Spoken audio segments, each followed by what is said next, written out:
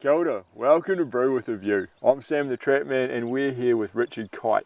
He's the head man from Thriving Southland, the man, the myth, the legend behind the Southland movement down here. Richard, Thriving Southland's a little bit different, eh? You guys aren't a single catchment group, you guys are an umbrella organisation that supports a whole stack of catchment groups with a huge diversity of different needs, eh? How did your organisation come about and how did it sort of grow from the ground up? I suppose initially it came about, Thriving Southland itself came about from a group of farmers that were cross-sectoral farmers, and they were looking for a different approach to the way forward and to change and to being positive. It was about 3 years ago they got together and they started talking about what that looked like and how that could be grown. In Southland at that time there were 18 catchment groups, so you know the community was already started, the catchment community. And we said, well, we've got all these catchment groups, why don't we actually go out and ask them what they need, and actually how can we support them? And so that's really where the Thriving Southland models come from, and our catchment groups are all independent, so they're in their own communities, they work through their own projects. And what are some of those projects? You know, so it'll be diverse, but what are some of the things that catchment groups were doing at the start when you started to take them on? Well, some were looking at water quality, just trying to understand their own areas, and I think that's really important before you start looking at big FMUs, rivers, and it's actually people want to really understand about their area, what's important, what's special, and what are the things they can look at. And so they were looking at those sort of projects, riparian planting, that sort of work, and really just trying to get their heads around where they needed to go.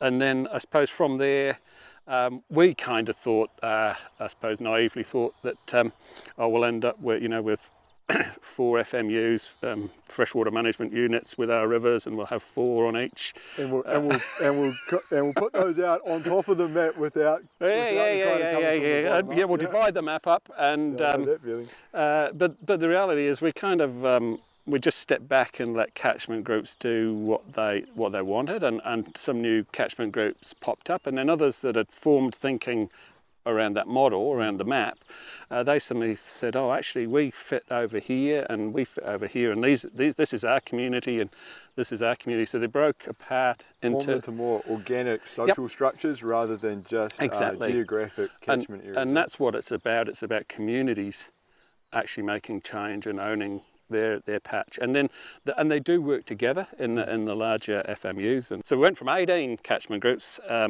and some of the stuff they asked for was, we want the science, we want the history, the knowledge, we need support, because what kind of support were they after? Well, most catchment groups have 3, 4 or 5 people, if you're lucky, who really drive them. Who are volunteers? Yeah, all volunteers, and they put a lot of effort in, and the community works around them and they work with the community.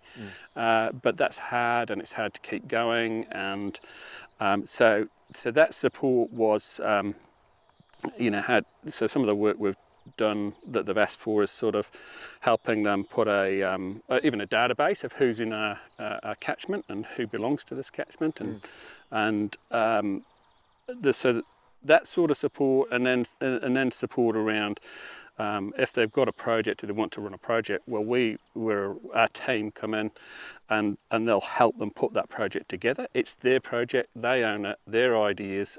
We may throw in, here's some ideas you might want to think about to go with it. And that's where we start connecting, and we can connect scientists or NGOs, the likes of NIWA and bring those outside skills. We don't have the skill.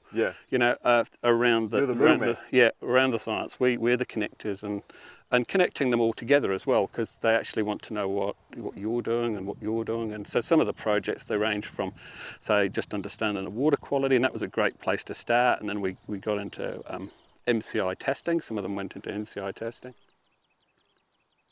What does your typical catchment group member look like? You guys have a huge mix, eh? You got dairy, sheep and beef. Yeah. What else is in this region? Oh, there's deer, there's grain, There's forestry, but I suppose there isn't probably a typical catchment group member.